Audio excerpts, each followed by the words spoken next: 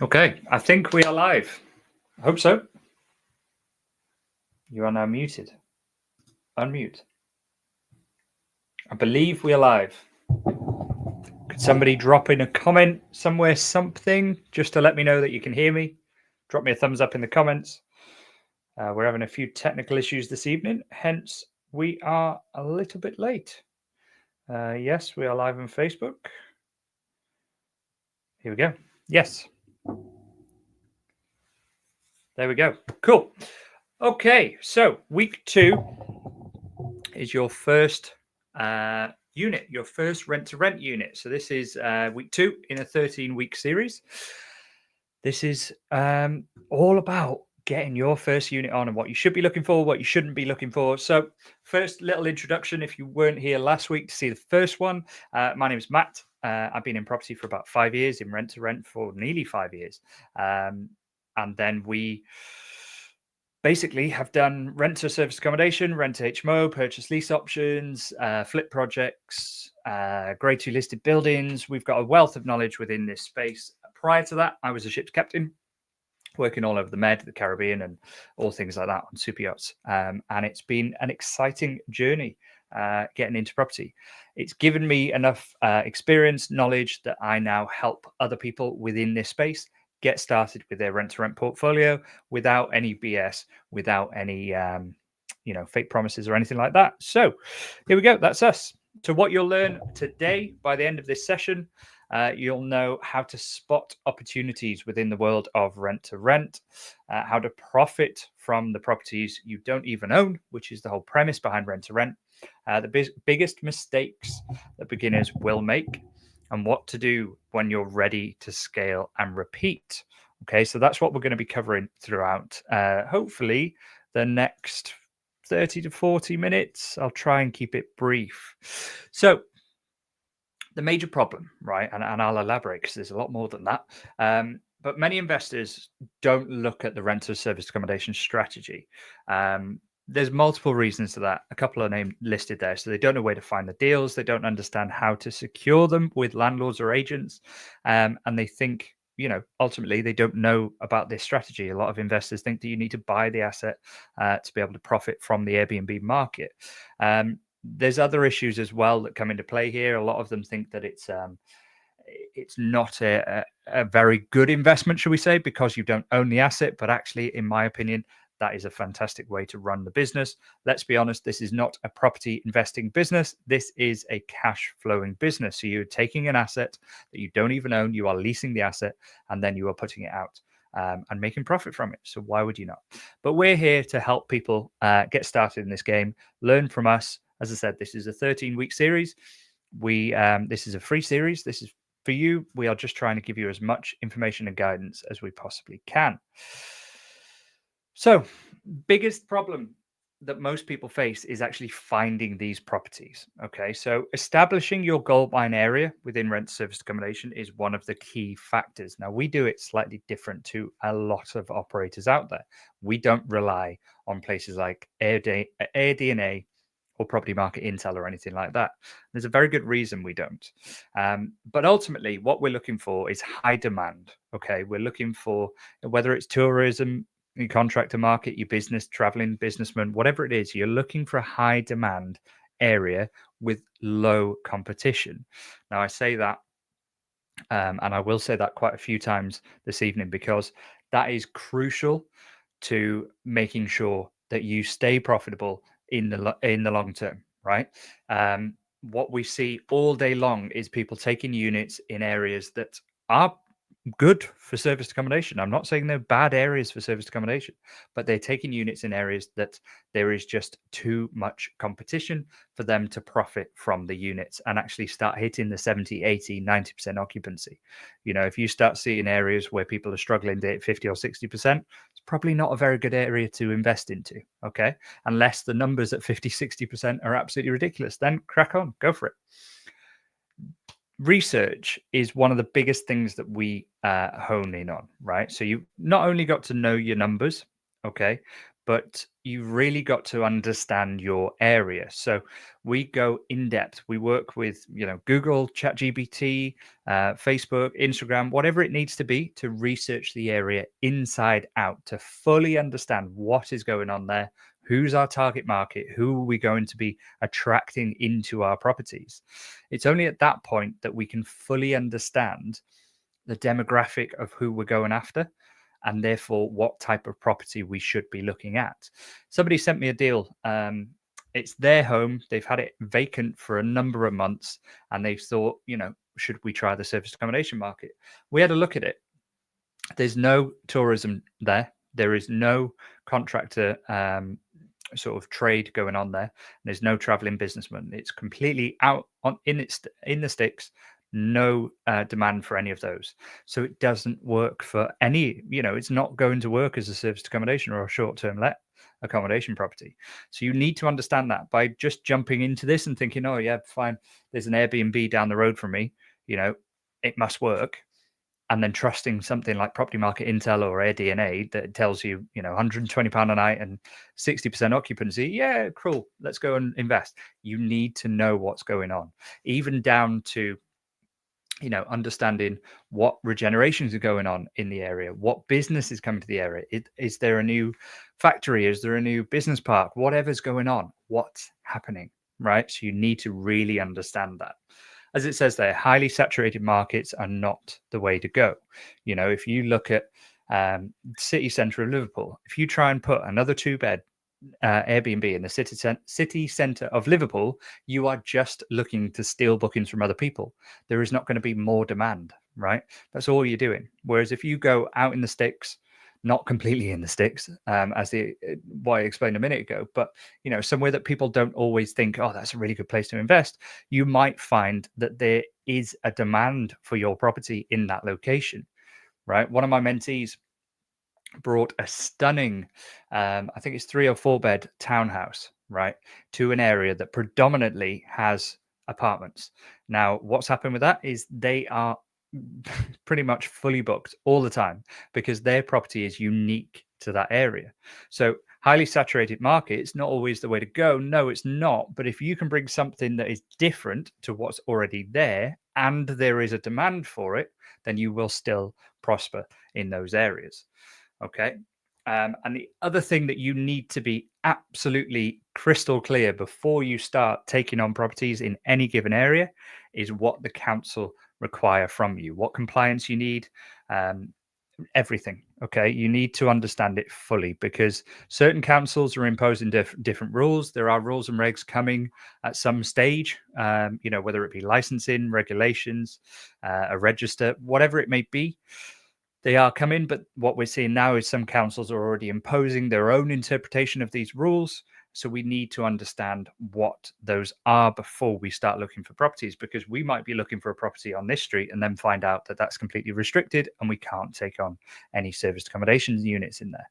So you can understand that your research stage, establishing where you're going to be investing, is a lot more detailed, the way that we do it, than simply I found a property in Birmingham B whatever 6, and Property Market Intel in about 30 seconds has told me that it's ready to go.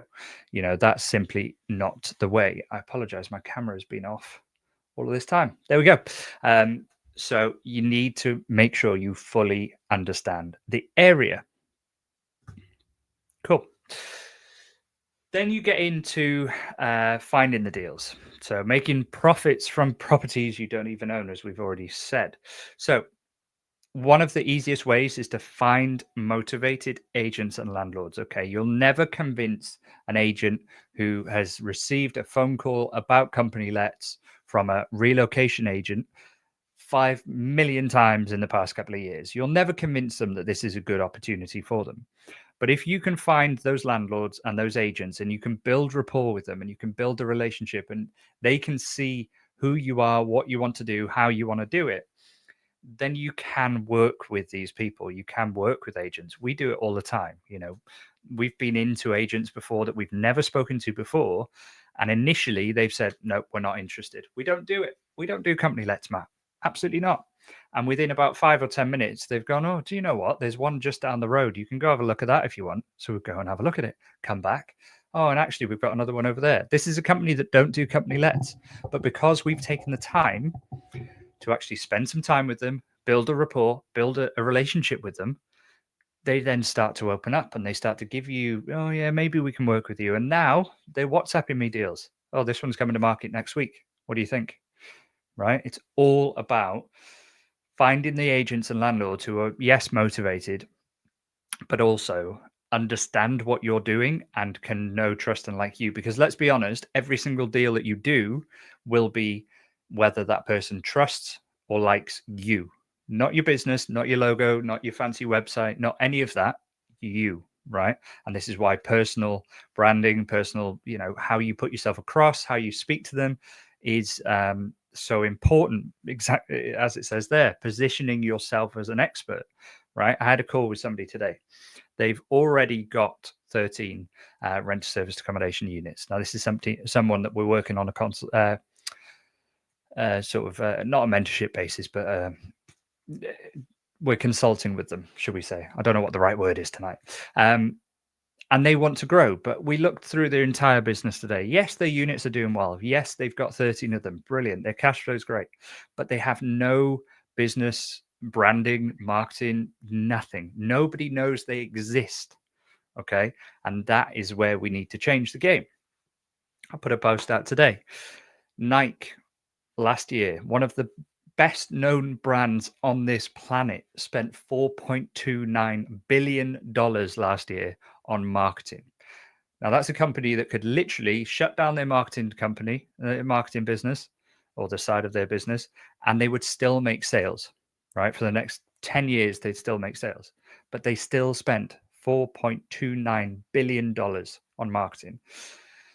So coming back to this individual that I was working with today, they were looking into management, not just taking on their own renter SAs, but also managing other people's. And what they need to do to be able to do that is to position themselves as the expert so that other people that have renter SAs or standard, they own them, Airbnbs, can come to them because they have the knowledge, they have the experience. Same with agents and landlords, right? You build yourself up to such a level that actually they're coming to you for advice. Matt, how do we do this? Matt, what do we do here? We had it once with an agent. They didn't have a clue what company lets was or were. They wanted to start doing them. So they were working with us and their solicitors together to figure out, is it possible? We went to their office, we sat down, we had meetings, all sorts of stuff. We were the experts in our field. And that's what you need to do. Now, don't forget that it's not all about your bottom line, your profit. Okay. There has to be an element here of a win-win. Okay. Whether it's a rent serviced accommodation, a rent HMO, purchase lease option, whatever it may be, both sides of the table need to be winning. Because trust me, you might think that you've won them over, right? And I've got an absolutely amazing deal. Got battered the landlord down. They're paying them an absolute pittance. Guarantee you in about 12 months' time, that landlord's going to be fed up of the situation they've got themselves in, and they will be starting to look at how they can exit. And that's not what you want. You want a win-win situation for both sides of the table. Okay. When you do start speaking to agents, when you do start speaking to landlords, don't pitch. Okay. Do not pitch. Always listen. Find out what their problem is. This is how you create a win-win situation. Find out the problem, offer the solution, right? It's not always, hey, I can offer you guaranteed rent for the next 5 years. That's not always the problem. They might not have had a void period for the past 10 years. And it just so happens this property's come to market because the tenants moved out after a long period, right? That's not appealing to them. Whereas what might be appealing to them is, do you know what? The place needs a complete paint top to bottom. Well, don't worry, we can deal with that. We normally go into the properties and we decorate them anyway. So, we'll take that off your hands. Or it could be that they've had maintenance problems. Well, do you know what? We won't call you out for maintenance issues. We deal with them in-house. Anything up to the value of about £200, we'll deal with. We won't even bother you with it. All of these little bits, we're now proposing the solution to their problem, right? So always listen, and then you can create the win-win situation. Agreements are one of the things we do see quite often are wrong. Okay. What we even from agents. And I'm not even kidding you. Last week alone, we had a few agents that were trying to get people to sign AST contracts. That is not right. It is not legal. It is not right. Please do not sign an AST contract. Please make sure it is the right type of contract or agreement for what you are looking to do. If it's a management agreement or a company let agreement, that's fine. But please make sure that they are covered, or they cover you for every eventuality. So, a couple of things to note on that. Break clauses: when, how, who. All of that needs to be documented. The other one is, let's say that you've gone in there and you've spent, I don't know, all the walls, the woodwork, the carpets, all of that needed to be stripped out and redone. And you have gone, do you know what? Yes, this deal is worth it. I'm going to spend that money. So you've spent 4 or 5 grand doing all that. And then you've got a break clause at 6 months' time. And the landlord comes along and goes, do you know what? Yeah, thank you very much for that.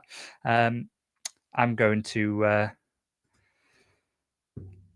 exit my break clause or activate my break clause. So thanks for decorating the property. See you later. And you've lost all that money. So within the contract, you can have clauses to say, look, if you exit at the end of year 1, you owe us, 50% of the refurb. If you exit at the end of year 2, you owe us 25% of the refurb, right? So all of this will cover you. And that's what it's all about, covering yourself, but also covering the landlord. Make sure there's enough clauses and enough information in there that the landlord is secure. Make sure it's clear who covers what as well. Boiler repairs, roof repairs, window repairs. If it's generally rule of thumb, if it's guest related damage, we'll cover it. If it's property issues, maintenance problems, generally it's down to landlords.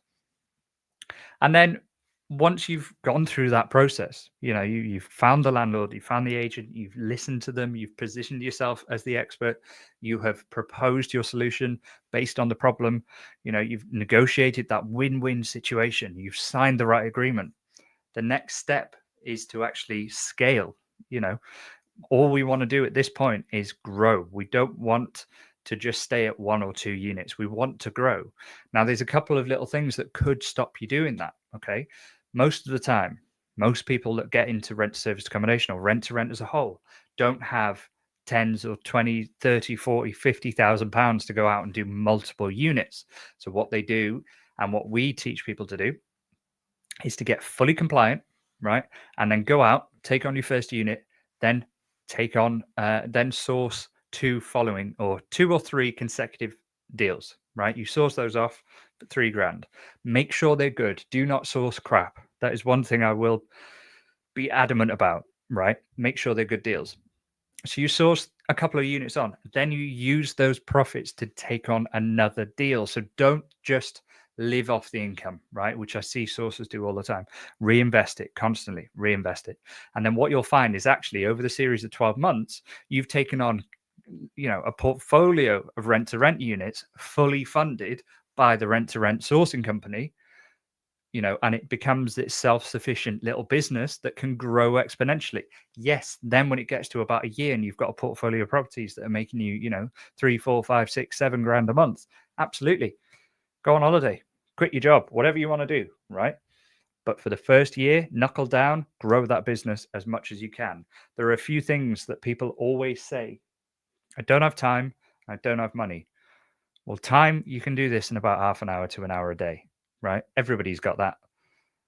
Money, you can find money, right? Whether you bring in private investors, whether you JV with somebody, whether you source the deals to take on your own deals, there is always a source of finance to be able to grow your business. Okay. Right. So the biggest mistakes that we see. Here we go. When you first look into rent to rent, you will notice that all over social media there are people selling deals. Okay, and they're selling them for 3 grand or more. Okay, now that's out there. We sell deals. We have a sourcing company as well. Okay, but when you're first starting out, it's very, very easy to jump in and go, hey, yeah, I trust this deal sourcer that I've seen on the internet, and I'm going to buy a deal off them. Great. You haven't done any of this. You haven't researched the area. right? You're just going off a deal pack that they've put together. So you don't know what demographic you're looking for. You haven't researched the numbers. You haven't researched how long that deal is realistically going to take to pay you back. Okay. You haven't looked at the local area. How many comparable properties are there in the area? What's the saturation level like? Is the property I'm bringing to the market the same as everybody else's? Okay. There's all of these bits that you haven't done if you're going through a sourcer. Now, look, when we source a deal, we will actually go through that with every person, okay, to make sure that they fully understand. To be frank, we've even refused to sell deals to people because we don't believe what they're actually doing, right? So, you, as a sourcer, and this is for anybody here that wants to become a sourcer, you need to be ethical and you need to be moral.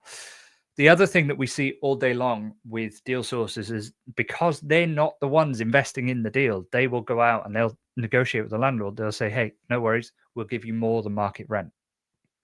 But to you, as the investor, they won't see that. You won't see that. So you won't know that you're paying more than market rent.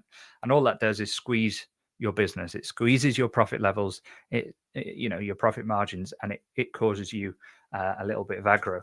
So that, diving straight into buying your first deal from a deal sourcer, in my opinion, is extremely risky. Now, look, deal sourcing works as a business, but what I would like to see people doing is that they take on the first couple themselves. They understand the process. They research the area. They know the area inside out. They know then what they're looking for and what properties work in their area.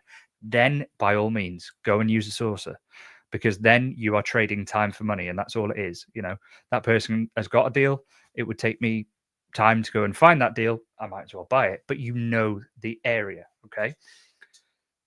The other thing that people do all day long is they choose the wrong areas. Now, we've touched on this already throughout this, but choosing the wrong location can be catastrophic to your business, right? One of the things that people do, as I said, is they go for the area that everybody is investing in.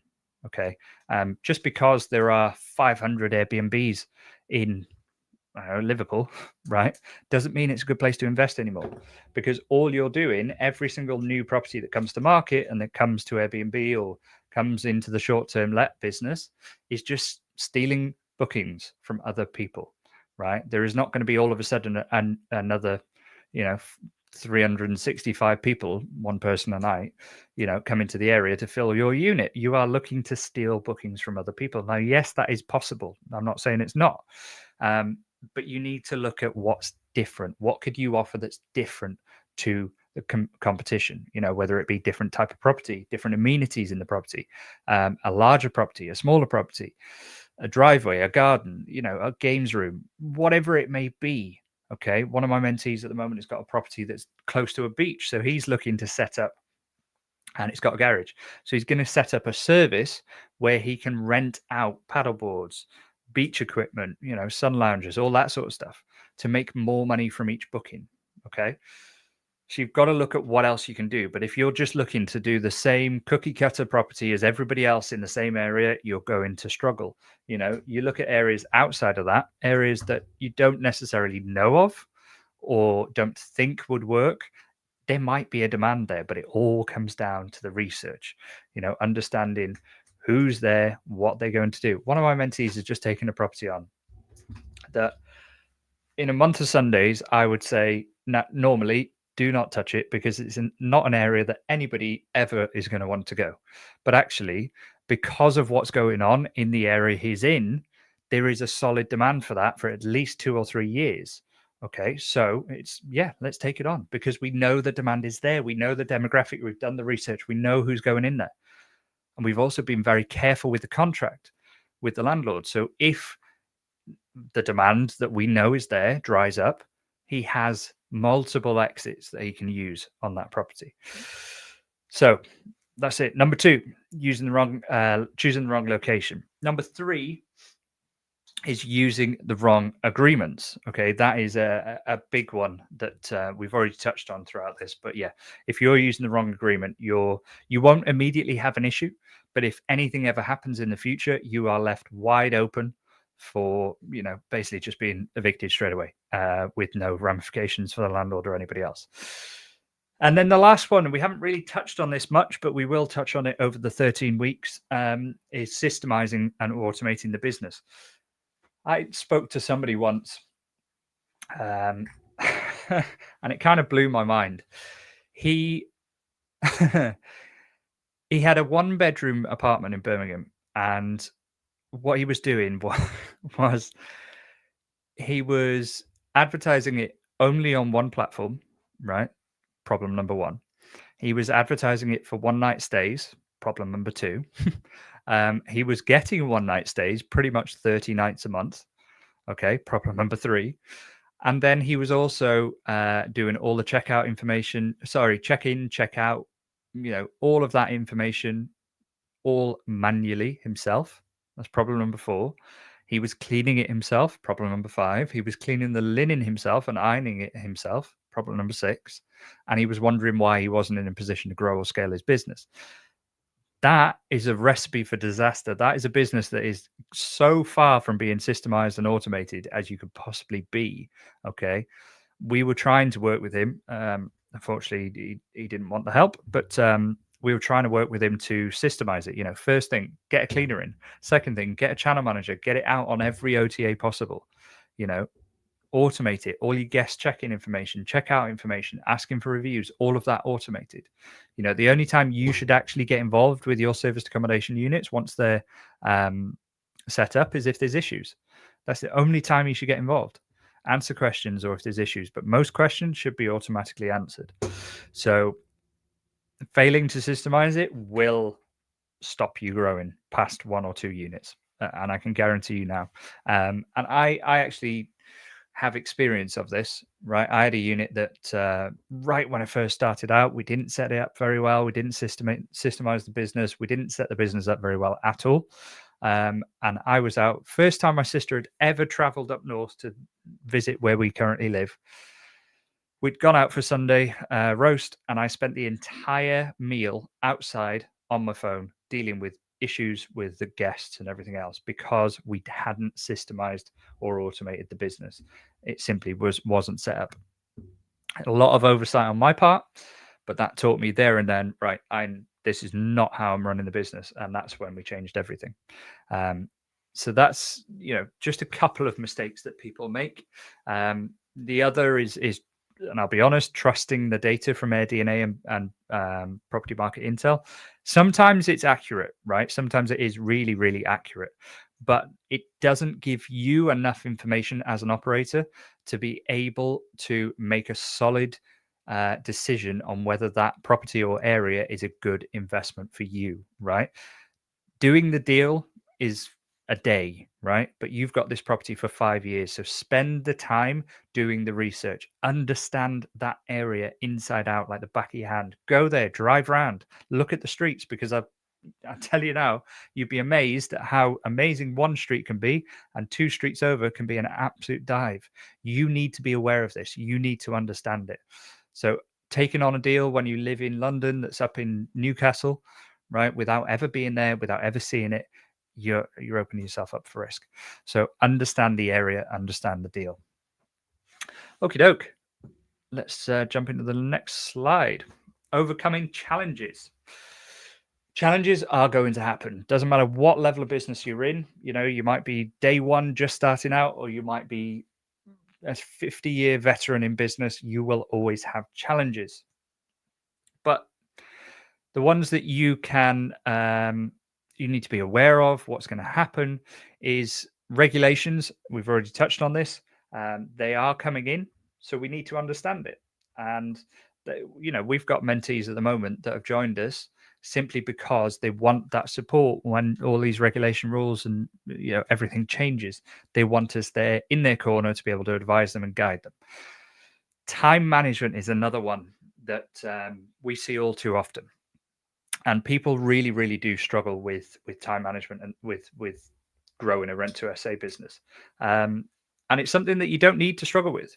To be honest with you, if you're organized, and then this is one of the exercises I do with all of my mentees right at the start, is we get a new calendar started. We start off with the non-negotiables, so we put all of that in there. Whether it's work, gym, travel time to and from work, right? Always include your travel times. All of that needs to go in the diary. Then you're left with all of your blank space. Then your next task is to add in your non-negotiable family time or personal time or whatever you want to call it. I always block out about 4:30, 5 o'clock through till 7:30 every night of the week, right? Because that's our family time. Nothing gets in the way of that most weeks. But yeah, so live by your diary, block it all out. Then when you've finished all that, you'll be left with little chunks throughout your working week that you can go, do you know what?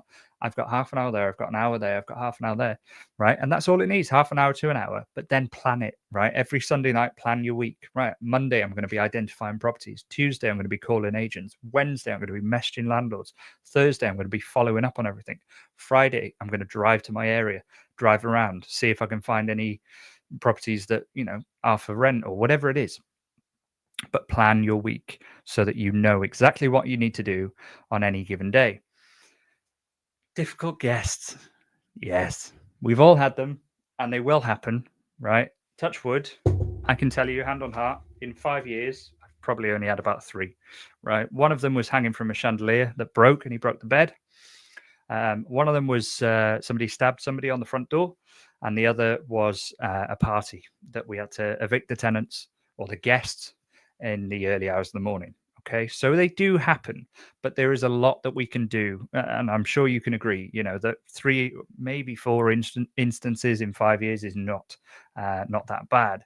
But there are things we can do to counteract it, right? There are, collecting ID, getting them to sign secondary contracts. A lot of the times you can do that. Taking security deposits. All of this does tend to deter partygoers. The way that we manage the properties, the fact that we don't have one-night stays, that deters partygoers, because a one-night stay is just somebody going away to get drunk. Most weekends, that's what they're for.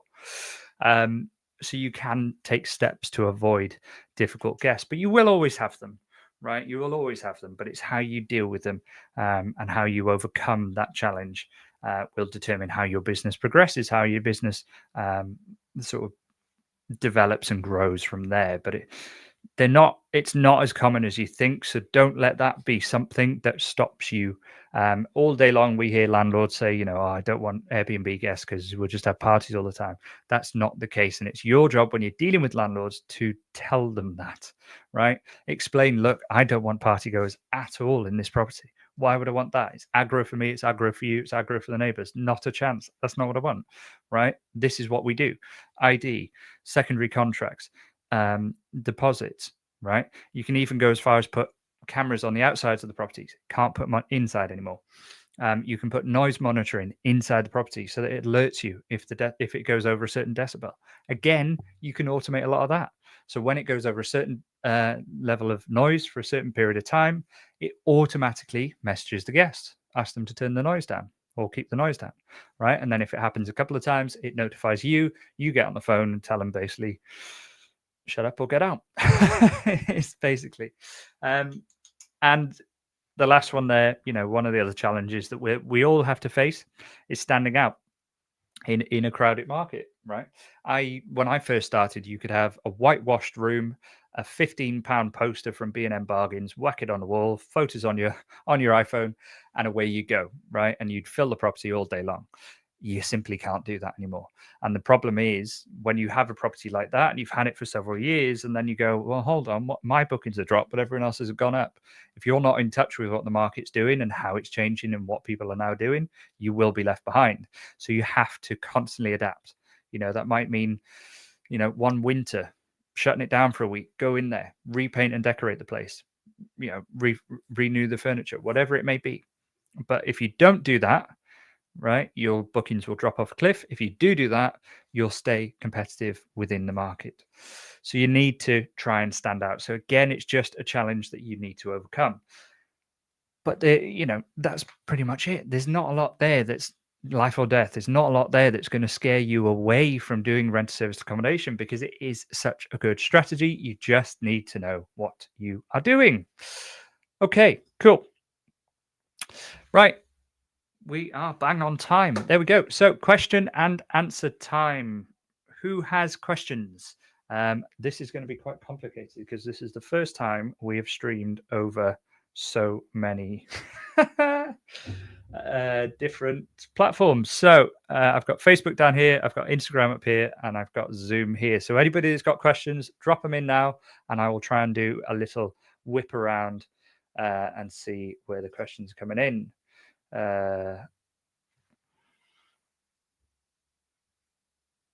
Nothing on there. That is if there's any questions. Maybe I've done a really good job and answered everything. Who knows? Maybe I have. Right. Rather than people just staring at me, staring at the screens, we'll keep going. If you have got questions, please drop them in the comments section and we'll come back to it. Right, to everybody, after every single one of these calls, we offer a free 20-minute consultation session. This is not a sales pitch, okay? This is not us trying to get you on. This is a free gift to you. You know, you've taken the time to watch all the way through for, what, 40 minutes? So this is a gift to you. Come along, book a 20-minute session with me, and let's dive into your business. Let's figure out what maybe is stopping you from getting started. You know, understanding your area. Let's jump into your area, have a look at it properly, see how, if we can help, learn from us, ask as many questions as you can in 20 minutes, quick fire round if you want to, whatever you want to cover in that 20 minutes, let's do it. So there's a link there. There will be a link emailed out on Facebook. We'll drop it in the comments. Instagram, we'll drop it in the comments. YouTube, I don't know how we do it on YouTube yet. I'm still new to YouTube. I apologize. But as I said, no obligation, no sales pitch. This is purely just 20 minutes, me and you, so that we can get to the bottom of it. But there is a link there. And on Zoom, there is a link just being dropped there. Okay. Week 3, next week, is the perfect pitch. Not pitch perfect, the perfect pitch. That's quite weird because I watched Pitch Perfect with my little girl last night. The perfect pitch. So we are going to run through. We as a company do not do scripts for when you're calling people. I don't believe in them. I think that they come across as, you come across as scripted, you come across as fake. We've actually had agents join us on our weekly mentoring call and have confirmed that, they know within the first 2 or 3 seconds that you're reading off a script. So we don't do scripts, but there is a way to pitch to people. There's a way to, what to say, how to say, when to say, all the rest of it. So we will be going through that next week. It won't be at 7:00. It will be at 7:30 next week. On the 8th. How are we on the 8th of April already by next week? But guys, it is end of Q1. We are in Q2. So what are you going to do? Are you going to start the business that you really want to start? Or are you going to keep sitting on the sidelines waiting to see what happens? Because trust me, there are a lot of people starting right now, buying deals, taking on deals, furnishing deals right now, today, that are going to start profiting immediately whilst you're sitting there making your decisions. So please, let's, if you want to get started and you need help, you need advice, you need guidance, let us know. Let's get you started, okay? But as I said, link for a 20-minute session is in the Zoom session. We'll drop it in Facebook and Instagram and YouTube in a moment once I am off here. Have a cracking rest of your day. I'm going to figure out how to end this all at the same time. Here we go. End.